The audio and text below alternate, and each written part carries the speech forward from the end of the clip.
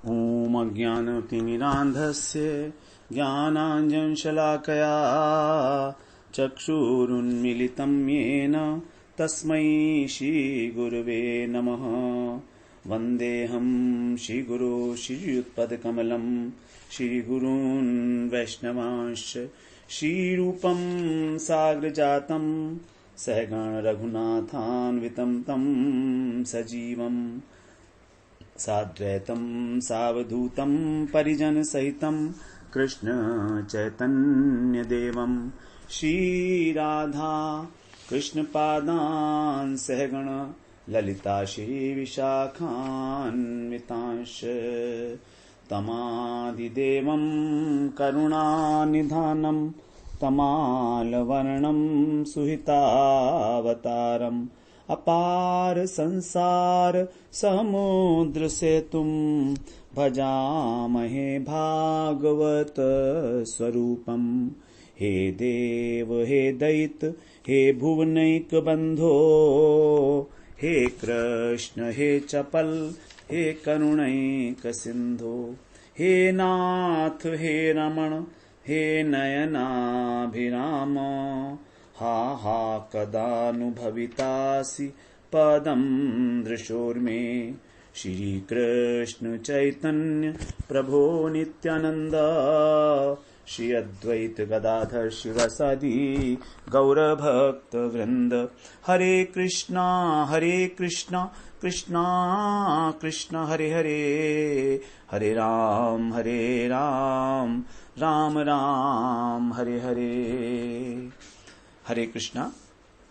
सर्वप्रथम मैं अपने गुरुपाद पद्म ओम विष्णुपाद अष्टोत्तर शत श्री श्रीमद् भक्ति वेदांत माधव गोस्वामी महाराज के चरण कमलों में अनंत कोटि दंडवत प्रणाम ज्ञापन करता हूँ। हम लोग श्रीमद् भागवत पुराण में पंचम स्कंद का श्रवण कर रहे हैं, जिसमें हमारा 19वां अध्याय चल रहा है। इसके अंदर किम पुरुष और भारतवर्ष का वर्णन है। सुखदेव जी जो हैं पहले 6 वर्षों का जो है वर्णन कराए हैं। जम्बू द्वीप के अंदर जो वर्ष हैं उनमें सबसे पहले उन्होंने वर्णन किया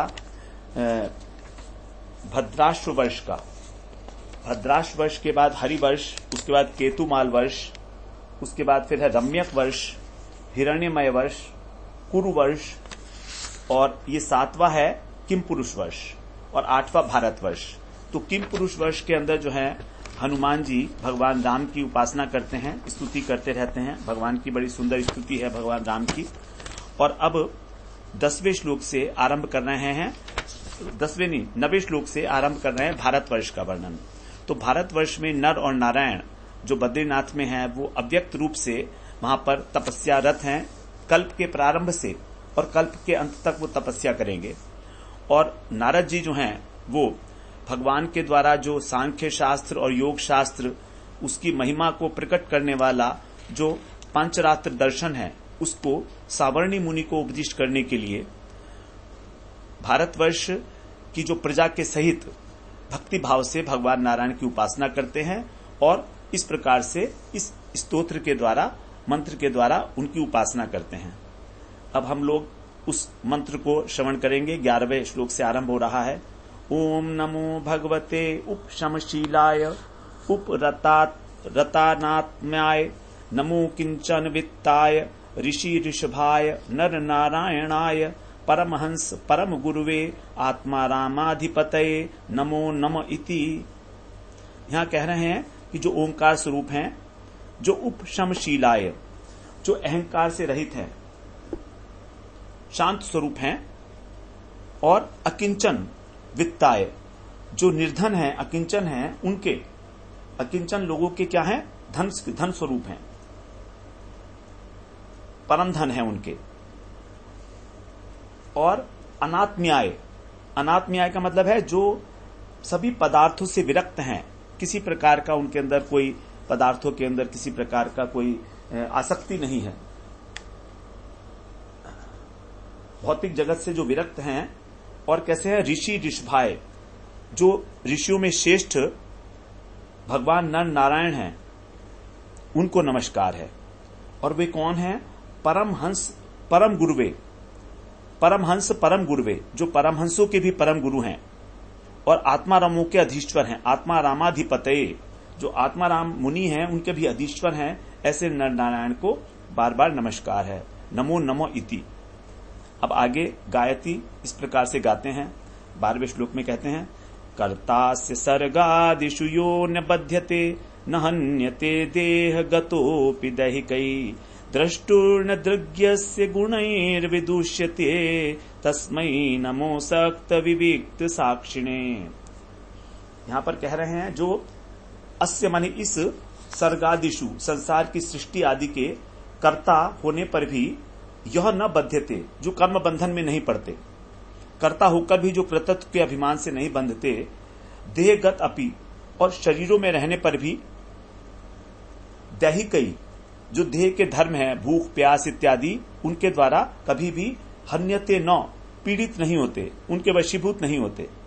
नंबर 3, यस्य दृष्टु, जिस दृष्टा की दृक् गुणई विदुष्यते न, जिस दृष्टा की साक्षी रूप में दृष्टा की दृष्टि गुणों के द्वारा दूषित नहीं होती, क्योंकि गुण जो हैं वो विकार उत्पन्न करते हैं, दृष्टि दोष उत्पन्न करते हैं। जो जगत के गुण हैं, जगत के गुण का मतलब जगत के पदार्थ, जगत के कार्य, जगत के जितनी भी चीजें हैं वो सब गुण कही गई हैं, तो उनको, उनसे सब हमारे अंदर, हृदय के अंदर विकार उत्पन्न होते हैं, दोष आ जाता है, तो किसी प्रकार की कोई मलिनता नहीं आती। ऐसा देखकर भी ऐसे जो असक्त हैं, अनासक्त हैं और विशुद्ध विविक्त साक्षी ने, विशुद्ध साक्षी रूप भगवान नर नारायण हैं, उनको हम नमस्कार करते हैं।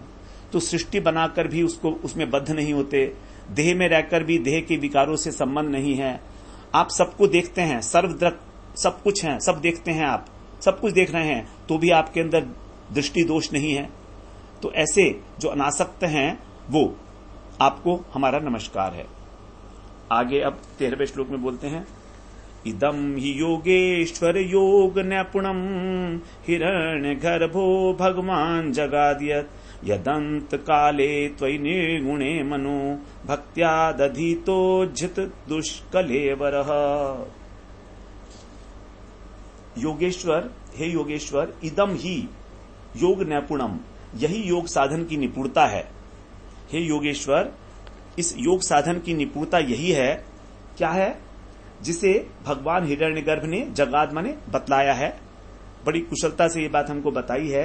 यत अंत काले, कि मरते समय उज्झित देहाभिमान को दुष्त्याग कर, जो मनुष्य अंत काल में देहाभिमान को छोड़कर और भक्तिया, भक्ति पूर्वक त्वयि निर्गुणे, आप निर्गुण भगवान के अंदर जो प्राकृतिक गुणों से रहित हैं, मन दधीत है, अपने मन को लगाए।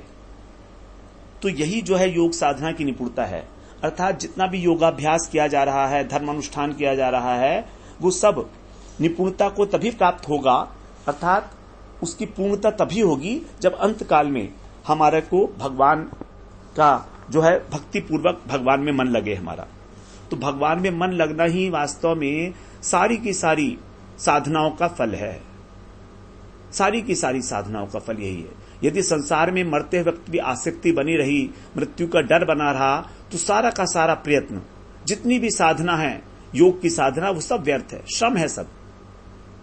तो आप हमारे जो देह के अंदर हमारी आसक्ति है, आप इसे छुड़ा दें और हमारे हृदय के अंदर जो आपकी भक्ति है, सुप्त पड़ी हुई है, उसको प्रकाशित करें, ऐसी हमारी प्रार्थना है।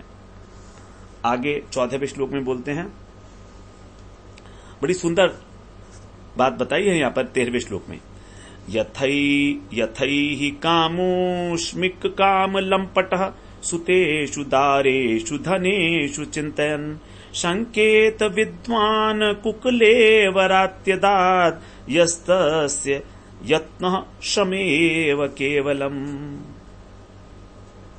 जो लोग लौकिक और परलौकिक भोगों के लालची हैं, यथा माने जैसे, ऐहिक माने लौकिक और अमुष्मिक माने परलौकिक, काम लंपट माने भोगों की इच्छुक हैं और अपनी पुत्र की, पत्नी की, धन की चिंता करते रहते हैं, तो वो यदि विद्वान होकर भी, विद्वान अपि, यदि विद्वान होकर भी वो इस कुकलेवर, देखिए शरीर को क्या कहा है, कुकलेवर, निंदनीय शरीर, अत्यंत अधम शरीर, तो इस अधम शरीर से छूटने का उन्हें भय बना रहे, अत्ययात माने मरण की चिंता करें, संकेत, तो तस्य यह यत्न, जो भी उनका साधन है वो केवलम श्रम एव, केवल परिश्रम ही है।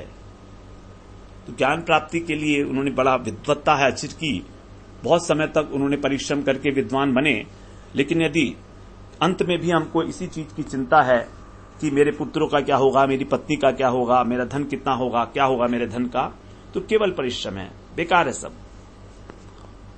15वें श्लोक में बहुत इंपॉर्टेंट, तन्नः प्रभो त्वं कुकले वरार्पिताम त्वन्माययां समताम धोक्षज भिन्द्याम येनाशु वयं सुदुर्विदाम विधेहि योगम त्वयि न स्वभावमिति।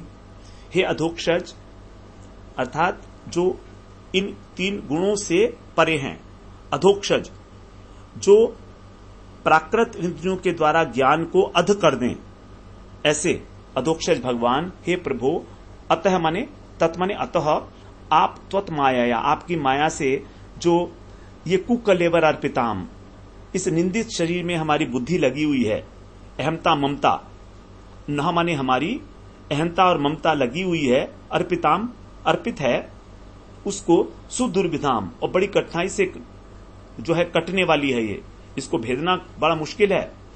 तो इस गांठ को, ये माने वयम आशु, हम लोग शीघ्र ही भिन्द्याम माने काट सके, और त्वयि योगम, और उसको आप में लगा दें, ऐसा इति न स्वभावम विदेही, ऐसा हमारा स्वभाव बना दीजिए। बड़ी सुंदर बात कही है कि निंदनीय शरीर में हमारी जो माया है, अहंता ममता, उसको तो आप काट दीजिए और अपने अंदर लगा दीजिए उसको, इसी अहंता और ममता को, कि भगवान मेरे हैं और मैं भगवान का हूं, भगवान की सब कुछ, भगवान के भक्त, भगवदीय वस्तु सब मेरी हैं और मैं भगवान का हूं।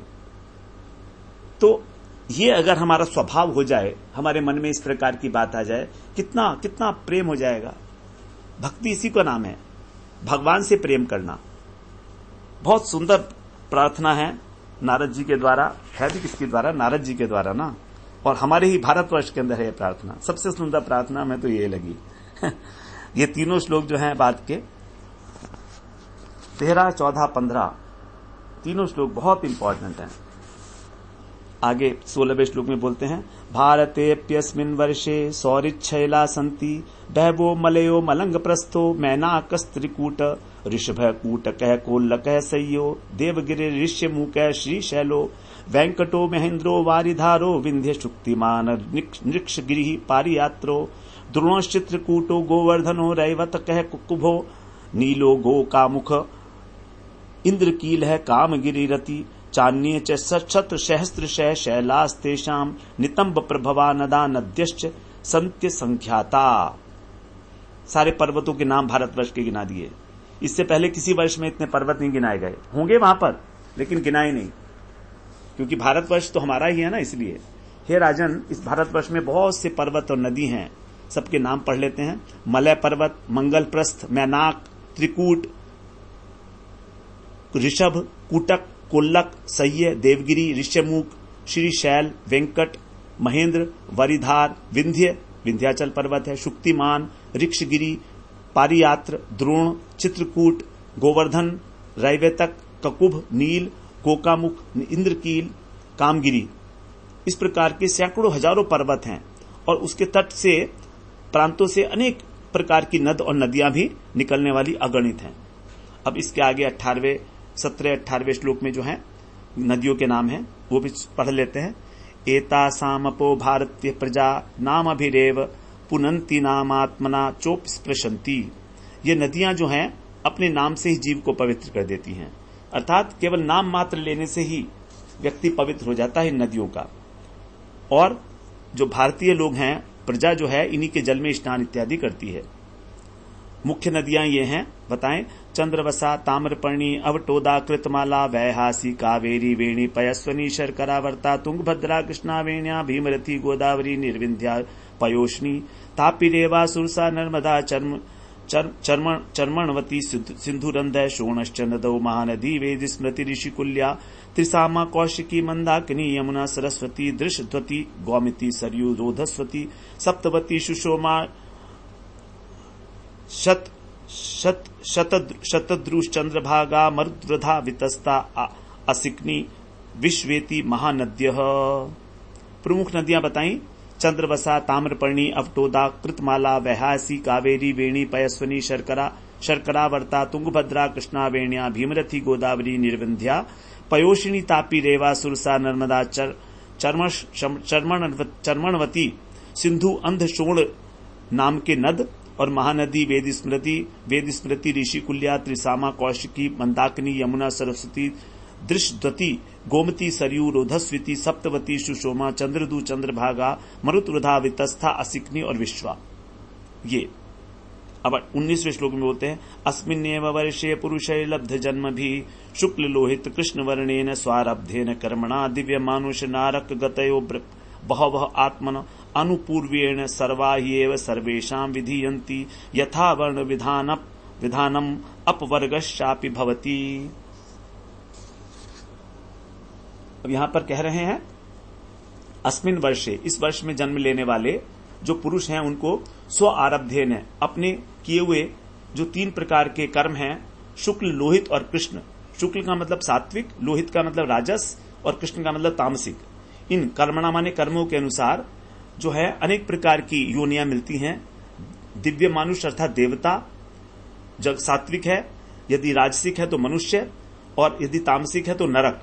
इस प्रकार की बहुवह गति है, बहुत सी गतियां अपने अपने कर्मानुसार सभी की होती हैं। जितने भी लोग हैं अपने कर्मानुसार सबको योनियां प्राप्त होती हैं। और इसी वर्ष में एक और सुविधा भी है कि जो अपने वर्ण के अनुसार धर्माचरण करता है, यथा वर्णम विधानम, तो उनको अपवर्ग माने मोक्ष भी प्राप्त होता है। अपि भवति, तो मोक्ष वर्णाश्रम का पालन करने से मोक्ष तक की प्राप्ति होती है। तो वर्णाश्रम धर्म वास्तव में अंतःकरण शुद्ध करने के लिए है। अब इससे जो मोक्ष की प्राप्ति होती है वो तभी होती है जब हम ज्ञान प्राप्त करते हैं अंतःकरण शुद्ध होने के बाद। इस प्रकार से बताया। अब आगे 20वें श्लोक में बोलते हैं यो असौ भगवती सर्वभूतात्मन्यात्मन्य निरुक्ते अनिलयने परमात्मनि वासुदेवे अनन्य निमित्त भक्ति योग लक्षणों नाना गति निमित्त विद्या ग्रंथिर रंधन द्वारेण यदा ही महापुरुष प्रसंग। अब यहां पर 20वें श्लोक में कह रहे हैं कि जो ये मोक्ष पद है, ये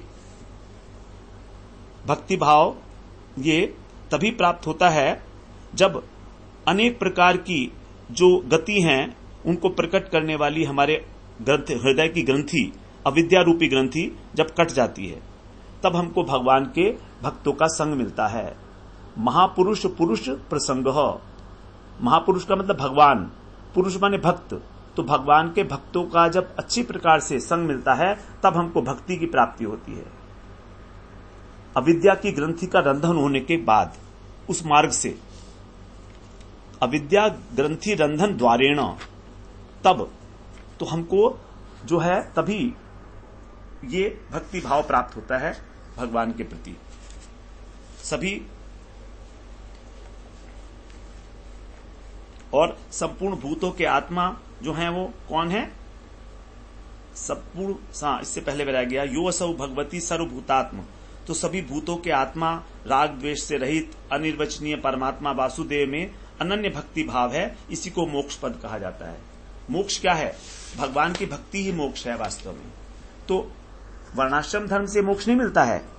वर्णाश्रम धर्म से हमारा हृदय शुद्ध होने पर हमको भजन करने का अवसर मिलता है महापुरुषों के संग में, और तब हमको भगवत प्राप्ति होती है।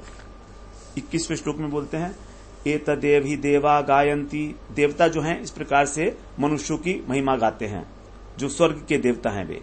अहो अमीशाम किमकारी शोभनम प्रसन्नेषाम स्वदित स्वयं हरि यही जन्म लब्धम निशु भारताजिरे मुकुंद सेवौ पैकम स्पृहाहिनः। आहा, देखो तो, अहो इन लोगों ने, अमीशा माने इन लोगों ने कितना पुण्य किया है। शोभनम अकारी, अकारी मैंने किया है कि उनको, जिन पर भगवान हरि स्वयं प्रसन्न है और भगवान की सेवा के उपयुक्त मुकुंद सेवा उपैकुम, इनको भारतवर्ष के आंगन में, अजिरे माने आंगन, मनुष्य योनि निशु जन्म लब्धम, जन्म पाया है। तो हम लोग इस पर स्पृहा करते हैं, हमारी स्पृहा है इससे। मुकुंद सेवो पैकम स्प्राहीन है, हम लोग निश्चित रूप से तरसते हैं इसके लिए कि भारतवर्ष में जन्म हो। लेकिन ये इन्होंने क्या सुंदर पुण्य कार्य किया है कि इनको भारतवर्ष में जन्म मिला है, भगवान इन पर प्रसन्न हुए हैं। तो भारतवर्ष में जन्म लेना जो है भगवान की सेवा के लिए सबसे अधिक उपयोगी है। आगे 22वें श्लोक में कहते हैं, किम दुष्करैर्न क्रतुभिस्तपोव्रतैर्दानादिभिर्वाद्युजैन फल्गुना न यत्र नारायण पाद पंकज स्मृति प्रमुष्टातिशयेनिन्द्रिय सोत्सवात्। ये जो बड़े बड़े कठोर दुष्कर्म कठोर यज्ञ किए जाते हैं, तप व्रत इत्यादि दान इत्यादि, इनसे हमको क्या मिला है? ये फल्गुना तुच्छ जो स्वर्ग है इसका अधिकार मिला है। स्वर्ग का अधिकार, फल्गुना का मतलब होता है त्वच, और द्युजयन मतलब स्वर्ग का। तो बड़ी कठिनाई से यज्ञ इत्यादि करके हमको जो स्वर्ग मिला है इसका भी क्या लाभ है? किम, क्या लाभ है इसका? जहां पर भगवान नारायण के चरण कमल की स्मृति जो है वो नहीं रह पाती, छिन जाती है स्मृति। क्यों छिन जाती है?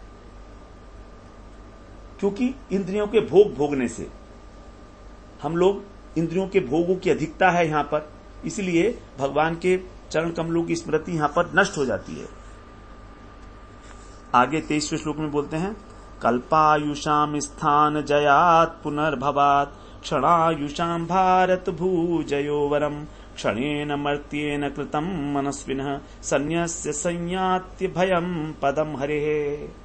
भारतवर्ष की महिमा है। यहां पर कह रहे हैं कल्पायुषाम, एक कल्प की आयु पर्यंत वाले लोग जो ब्रह्मलोक इत्यादि स्थान है उनको पाने से भी यहां पर दोबारा से जन्म लेना पड़ता है। तो एक कल्प की आयु होती है, उन्हें वहां पर भी फिर संसार में लौटना पड़ता है। तो ब्रह्मा लोक की अवस्था भी की अपेक्षा भी जो भारत भूमि में बहुत कम आयु वाले हैं, क्षण आयुषाम, थोड़ी आयु वाले, इनका जन्म लेना श्रेष्ठ है। वरम, भारत भूमि जय वरम, क्योंकि ये मनस्वी पुरुष भारतवर्ष के क्षणेन, एक क्षण में ही अपने शरीर के द्वारा जो कर्म भगवान को अर्पित करके और भगवान के अभय पद को प्राप्त कर लेते हैं। कर्मयोग के द्वारा कितना आसान है भारत में भगवान को प्राप्त करना कि स्वर्ग के देवता भी इससे जलते हैं, ईर्ष्या करते हैं। न यत्र वैकुंठ कथा सुधापगा न साधवो भागवतास्तदाश्रया न यत्र यज्ञेश मखा महोत्सवा सुरेश लोकोपि न वैसे ससेव्यताम। बहुत इंपॉर्टेंट बात है। जहां पर भगवान की अमृतमयी कथा की सरिता नहीं बहती, वैकुंठ कथा सुधापगा, सरिता नहीं बहती जहां पर भगवान की कथा रूपी अमृत की, तत् आश्रया, उनकी शरण में रहने वाले जो लोग हैं, उद्गम, जहां उनके उद्गम स्थान भक्त साधुजन निवास नहीं करते, ऐसे लोग, और जहां पर बड़े बड़े समारोह के साथ भगवान की पूजा नहीं होती, न यत्र यज्ञेश मखा महोत्सवा, बड़े बड़े महोत्सव के द्वारा यज्ञेश भगवान की पूजा नहीं होती, तो सुरेश लोकोपि, चाहे वो स्वर्ग लोक हो तो भी न वैश्य सेव्यताम, सेवन नहीं करना चाहिए, उसका सेवन नहीं करना चाहिए। तो देवता लोग जो हैं इस प्रकार से महिमा गाते हैं भारतवर्ष के लोगों की और भारत की। 25वें श्लोक में बोलते हैं, प्राप्ता निर्जातिम त्विहेयेन जंतवो ज्ञान क्रिया द्रव्य कलाप संभृताम न वैयतेरन्न पुनर्भवायते भूयो वनौकाइव यान्ति बंधनम। प्राप्ता निर्जातिम, जिन्होंने इस भारतवर्ष में जो है मनुष्य जन्म पा लिया है, प्राप्त करके भी जो प्राणी, और ज्ञान क्रिया द्रव्य कलाप संभ्रताम, जो ज्ञान से, कर्म से, पदार्थ की सामग्री से संपन्न है, और निर्जाति प्राप्ता, मनुष्य जन्म पा लिया है, वही माने निश्चित रूप से वे, यदि अपुनर्भवाय। पुनर्भवाय का मतलब होता है जन्म लेना। पुनर् माने दोबारा, भवाय माने जन्म, तो दोबारा जन्म लेना। और अपुनर्भवाय मतलब मोक्ष। तो मोक्ष के लिए यदि न च यतेरन, यदि प्रयत्न नहीं करते, ते माने वे, भूय माने पुनः, वनौका इव, वन में जो रहने वाले जंगली पशु पक्षी के समान बंधनम यान्ति, बंधन में पड़ जाते हैं। तो वनवासी पक्षियों के समान वे दोबारा से बंधन में पड़ जाते हैं यदि वे इस प्रकार से जो है प्रयत्न नहीं करते इस संसार सागर से छूटने का। अर्थात मनुष्य को प्रयत्न करना ही चाहिए। जो भगवान के लिए प्रयत्न नहीं करते उन्हें समझना चाहिए कि वो केवल पशु पक्षी के समान जीवन व्यतीत कर रहे हैं। इतना सब साधनों से संपन्न होने पर भी मनुष्य शरीर धारण करने वाले लोग, भारतवर्ष में विशेष रूप से, ये भारतवर्ष के लोगों के लिए कहा जा रहा है।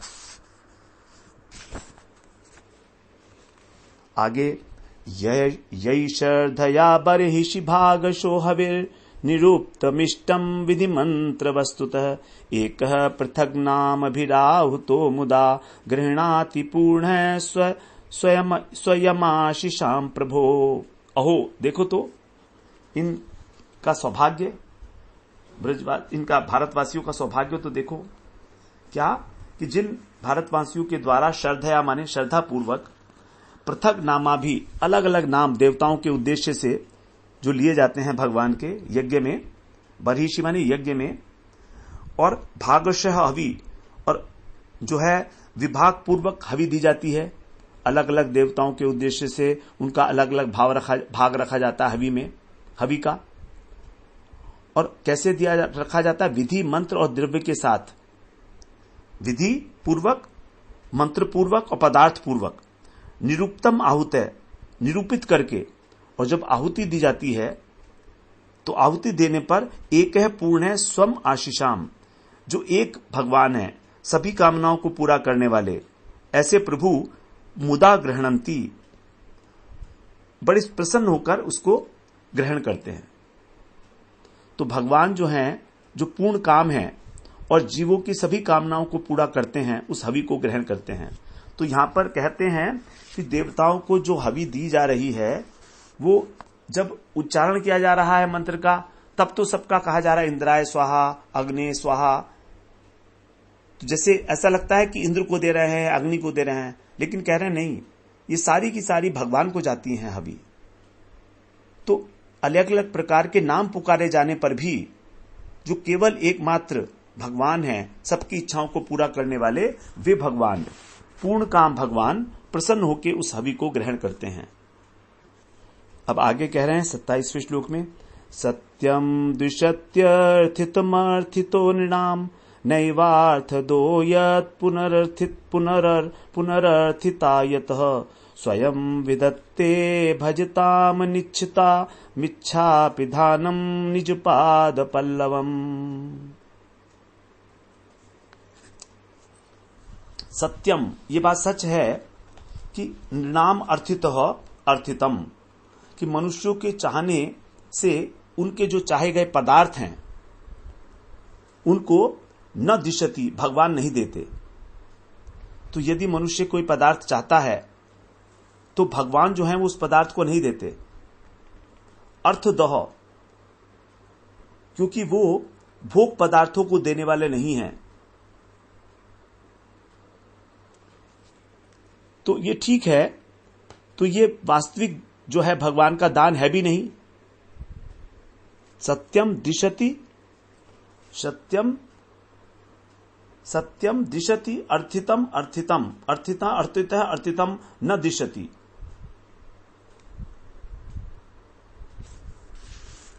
न एवार्थ, न एव अर्थ दो, हां, वो उसको नहीं देने वाले।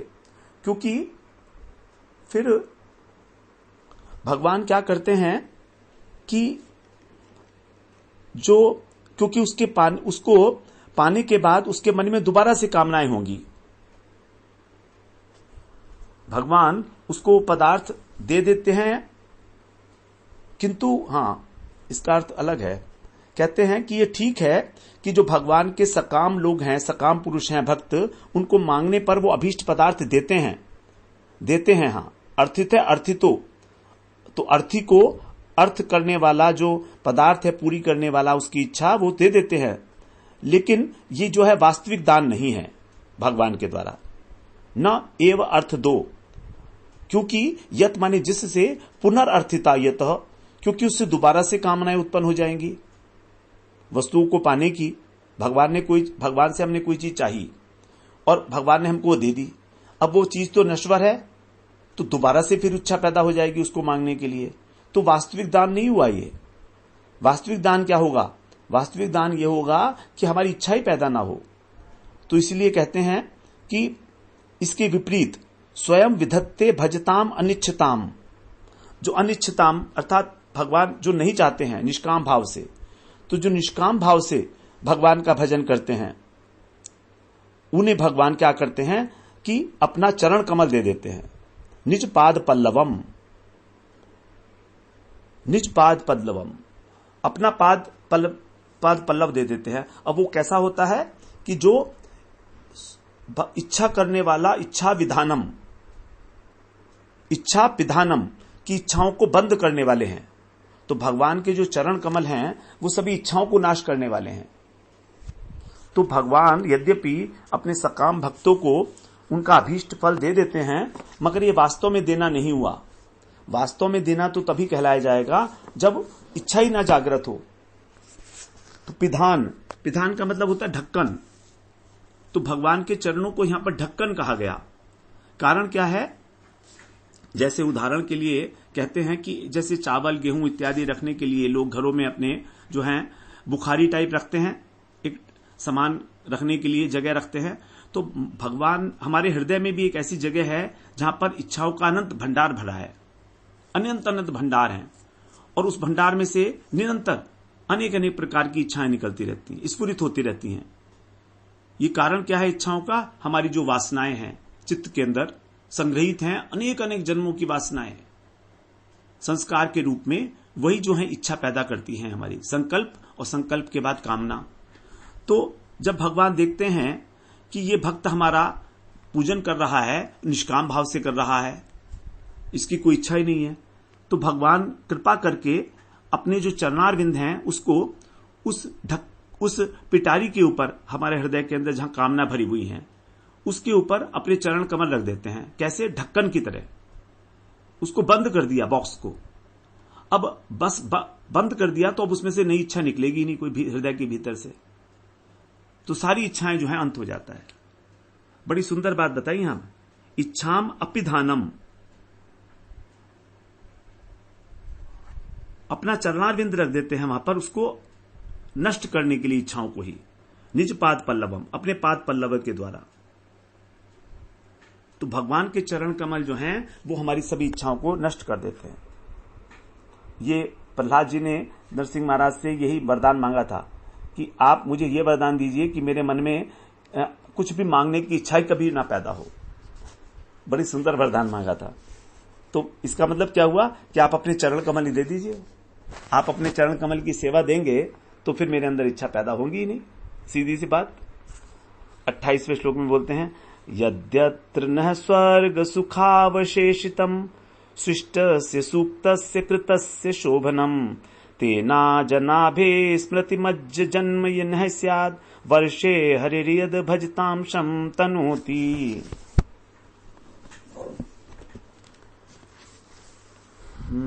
अब यहां पर कह रहे हैं,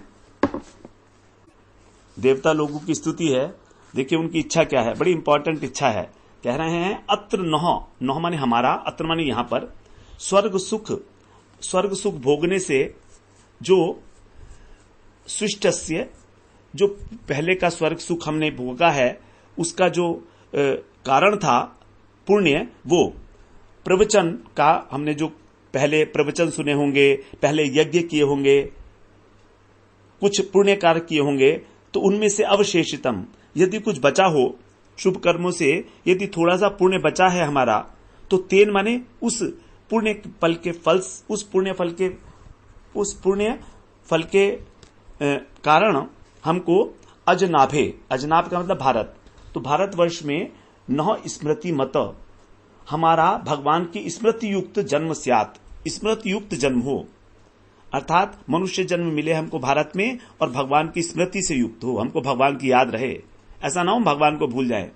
क्योंकि श्री हरि जो हैं वो अपने भजन करने वालों का हमेशा कल्याण करते हैं। तो ये देवताओं ने अपनी इच्छा भगवान को नर नारायण को अर्पित की है। नर नारायण की सामने प्रार्थना करते हुए देवता लोग ये बात कहते हैं कि यदि हमारा थोड़ा सा पुण्य यहाँ का स्वर्ग लोक का बचा हुआ है तो हमारे को जो है इस के अंदर भारतवर्ष के अंदर जन्म दे दिया जाए, और ऐसा जन्म हो जो भगवान की स्मृति से युक्त हो, जिससे हम भगवान की सेवा कर सके, भगवान की आराधना कर सके। तो अपने पूरे पुण्य को वहां पर भोगना नहीं चाहते स्वर्ग में वो लोग, थोड़ा बहुत पुण्य बचा के रखते हैं जिससे कि भारत में जन्म हो जाए। और देखते भी हैं ऐसे कुछ लोग ऐसे होते हैं जो जन्म से ही भगवान के प्रति अत्यंत अनुरक्त होते हैं, बड़ा उच्च कोटि का उनका भक्ति भाव होता है। तो ये स्वर्ग से आए हुए लोग ही हैं जिनका थोड़ा अवशिष्ट रह गया था और उन्होंने भगवान से प्रार्थना की होगी, भगवान ने स्वीकार कर ली।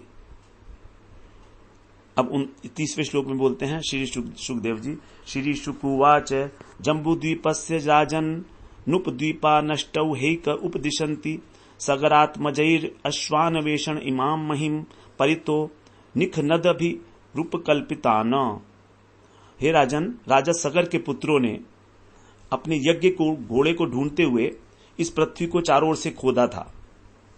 राजा सगर ने जब अश्वमेध यज्ञ किया था तो उनके पुत्र जो हैं, और इंद्र घोड़ा चुरा के ले गया था, तो उनके जो पुत्र थे वो 60,000 पुत्र थे उनके, तो उन्होंने इधर उधर घोड़ा खोजा था, इस पृथ्वी को चारों ओर से खोद खोद के देखा। तब उससे क्या हुआ था, इस जम्बू द्वीप के अंदर ही 8 उपद्वीप बन गए, ऐसा कुछ लोग कहते हैं। 30वें श्लोक में बोलते हैं तद्यथा स्वर्ण प्रस्थ चंद्र शुक्ल आवर्तनो रमणको मंदर हरिण है पांचजन्य सिंहलो लंकेती। और ये जो हैं 8 उपद्वीप कौन कौन से हैं, स्वर्ण प्रस्थ, चंद्र शुक्ल, आवर्तन, रमणक, मंदर हरिण, पांचजन्य, सिंघल और लंका, इनके नाम हैं। तो इनके नाम बताए गए हैं यहां पर। ये 8 उपद्वीप हैं इस द्वीप के अंदर, जम्बू द्वीप के अंदर ही। अब आगे कह रहे हैं 31वें श्लोक में, एवं तव भारतोत्तम जम्बू द्वीप वर्ष विभागो यथोपदेशम उपवर्णित इति। हे भरत श्रेष्ठ, परीक्षित जी महाराज सुखदेव जी कह रहे हैं, इस प्रकार जैसा मैंने अपने गुरु जी के मुख से सुना था, जितना ज्ञान मैंने प्राप्त किया था, उसी के अनुसार मैंने तुम्हें भारतवर्ष और उसके पास में जो जम्बू द्वीप के वर्ष हैं उनका विभाग का मैंने तुम्हें वर्णन सुना दिया। तो इस प्रकार से यहाँ पर जम्बू द्वीप का वर्णन पूरा जो है कर आए हैं, और उसके अंदर जो वर्ष हैं उनका भी वर्णन किया अलग अलग प्रकार से। तो यहाँ पर भारतवर्ष के रेफरेंस में एक ही बात समझने योग्य है, कूर्म पुराण के अंदर भी देवताओं की इच्छा के संबंध में बताया गया है। अनधिकारिणो देवा स्वर्गस्था भारतोद्भवम वांछन्ते आत्म विमोक्षार्थम उद्रेकार्थे अधिकारण है। यहाँ कह रहे हैं कि यद्यपि स्वर्ग में लोग देवता उच्च पद पर आसीन हैं, फिर भी वे इस मर्त्य लोक में भारतवर्ष की भूमि में आने के लिए उत्सुक रहते हैं। तो इससे ये समझ में आ जाती है बात कि देवता भी भारतवर्ष में रहने की योग्य नहीं है, क्योंकि उनकी इच्छा है। तो फिर यदि हम भारतवर्ष में जन्म लेकर भी और एक साधारण मनुष्य की तरह, पशुओं की तरीके से जीवन यापन करते रहें, भगवत प्राप्ति के लिए किसी भी प्रकार की उत्कंठा को अपने हृदय में धारण ना करें, तो ये हमारा बहुत बड़ा दुर्भाग्य है, बहुत बड़ा दुर्भाग्य है। इतना बड़ा लाभ जो हमको यहाँ पर मिल सकता है, यदि उसको ना उठाकर हम लोग केवल आहार निद्रा भय मैथुन में लिप्त रहें और अपने जीवन को नष्ट करें, ये सबसे बड़ा दुर्भाग्य हमारे जीवन का यही है।